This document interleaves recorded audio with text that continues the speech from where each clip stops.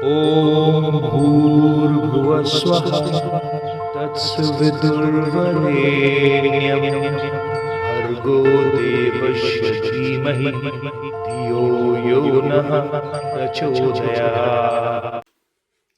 जय श्री कृष्ण मेरे सनातनी बंधुओं। महाभारत के पिछले अंक में हम लोगों ने अध्ययन किया कि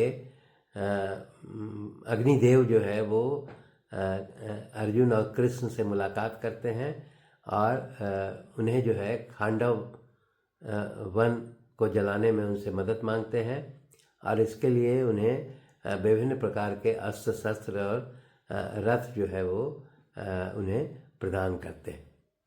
महाभारत के इस अंक में हम लोग अध्ययन करेंगे किस प्रकार जो है वो अर्जुन और कृष्ण जो है वो खांडव वन का दहन करते हैं, उसके बारे में अध्ययन करेंगे।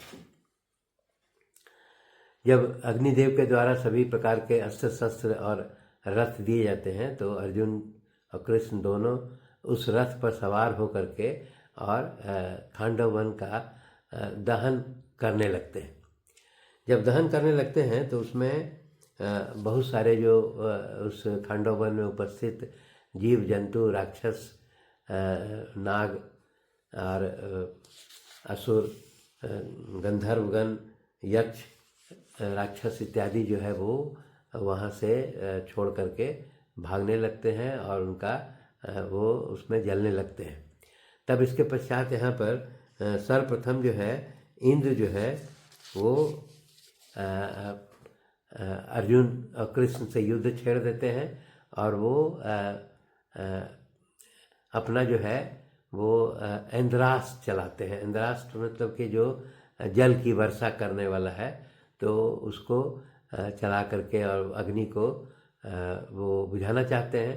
तब यहाँ पर अर्जुन जो है वो वायव्य नाम का उनका एक शस्त्र था, उसको चला करके और फिर उस जल की धारा को रोक देते हैं। इस प्रकार इंद्र से और अर्जुन और कृष्ण में जब युद्ध होता रहता है तो सभी बहुत सारे जो असुर और गंधर्व और यक्ष, राक्षस इत्यादि भी जो है वो अर्जुन से युद्ध करने के लिए आगे बढ़ते हैं, परंतु उन सभी का नाश जो है वो अर्जुन और कृष्ण के द्वारा उन सभी को मार गिराया जाता है, अर्थात उन पर विजय प्राप्त कर लिया जाता है। तब इसके पश्चात बहुत सारे देवता लोग जो है वो भी अर्जुन और कृष्ण से युद्ध करने के लिए आगे बढ़ते हैं। अब उसमें कुछ देवताओं का जो नाम दिया गया है कि यमराज जो है वो काल दंड के साथ हाथ में लिए हुए, कुबेर जो है गदा लेकर के, वरुण पास लेकर के और वज्र हाथ में लेकर के युद्ध करने के लिए आगे बढ़ते हैं। उसके बाद फिर देवताओं के सेनापति स्कंद, वह भी जो है हाथ में मेरु पर्वत की भांति वो गदा लेकर के खड़े हो जाते हैं। धाता नाम के देवता वो धनुष लेकर के हो जाते हैं खड़े। त्वष्टा जो है वो पर्वत उठा करके, उसी प्रकार अंश ने शक्ति हाथ में लेकर के, मृत्युदेव ने फरसा और हरियमान जो है वो परिध लेकर के वो अर्जुन से युद्ध करने के लिए आगे बढ़ते हैं। इसी प्रकार मित्र देवता जो है वो चक्र लेकर के युद्ध करने लगते हैं और उसके अलावा फिर पूषा, भग और धनुष और तलवार लेकर के ये जो है माने कृष्ण और अर्जुन पर आक्रमण करते हैं। इसी प्रकार जो है वो रुद्र, वसु और मरुदगण और विश्वदेव इत्यादि जो है बहुत सारे देवता जो है यहाँ पर दिखाया गया है कि सभी लोग जो है वो कृष्ण और अर्जुन के विरोध में युद्ध करने के लिए तैयार हो जाते हैं। तब जो है वो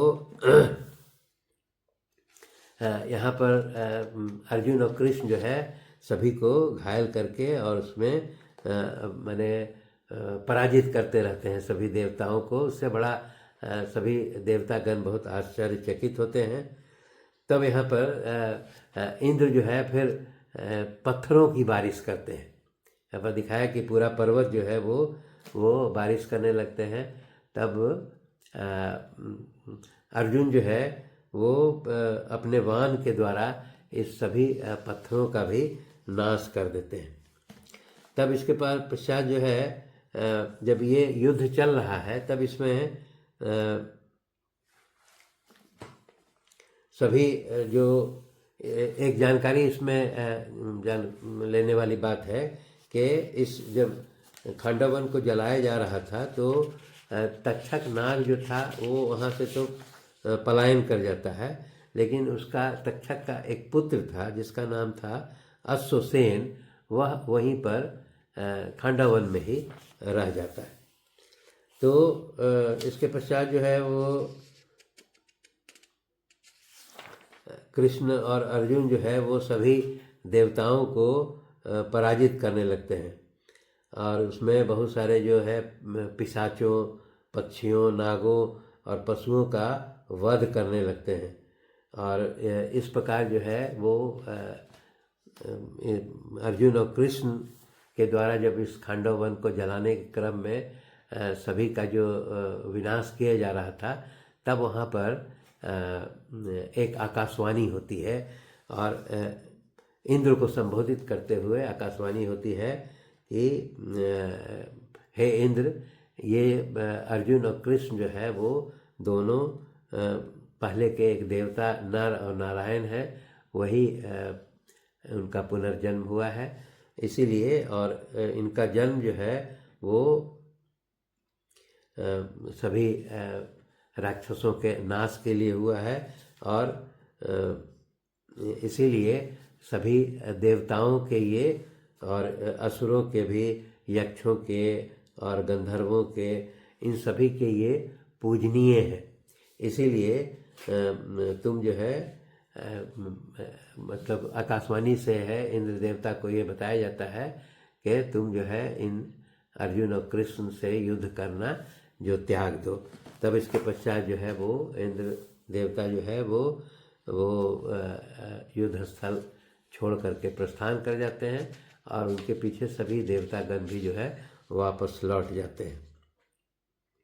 इसके पश्चात जो है वो तब जो है अर्जुन और कृष्ण जो है वो स्वतंत्र होकर के खांडव वन को जलाने का कार्य जो है वो जारी करते हैं। इसमें खांडव वन जलाने का काम लगभग 15 दिनों तक इसमें दिया गया कि 15 दिनों तक ये खांडव वन जलाने का कार्य जारी रहता है और उसमें जितने भी राक्षस, दानव, नाग इत्यादि जो हिंसक जो जानवर थे वो सभी उनका वध किया जाता है। और इसके पश्चात जब ये खांडव वन का जलने का जब कार्यक्रम पूर्ण हो जाता है तो अग्निदेव बहुत प्रसन्न होते हैं और फिर वो कृष्ण और अर्जुन को धन्यवाद देते हैं। यहाँ पर एक जानकारी की बात है कि जैसा कि पहले हम लोगों ने अध्ययन किया कि तक्षक का पुत्र जो है वो जिसका नाम था अश्वसेन नाग, वह जो है कि वो इस खांडव वन के दहन के दौरान बच जाता है। इसके अलावा एक और महत्वपूर्ण जो है वो मयासुर नाम का जो है वो एक शिल्पकार था जो कि वो दानवों का जो है वो शिल्पकार है जिसका नाम है मयासुर। तो यहाँ पर देखा गया कि वो कृष्ण जो है उस मयासुर को पहचान जाते हैं और फिर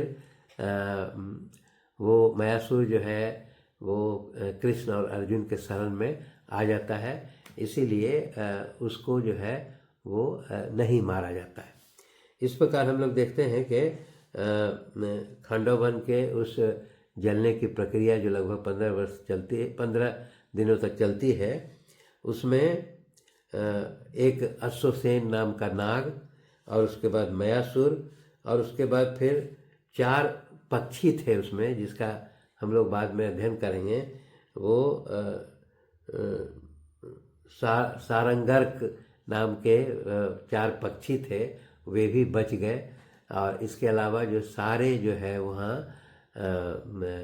जीव जंतु जो है उस खांडव वन से वो सभी जला दिए जाते हैं, और वो खांडव वन जो है वो जल करके और वो अग्निदेव को पूरी तरह से तृप्त कर देता है। शेष अगले अंक में। धन्यवाद।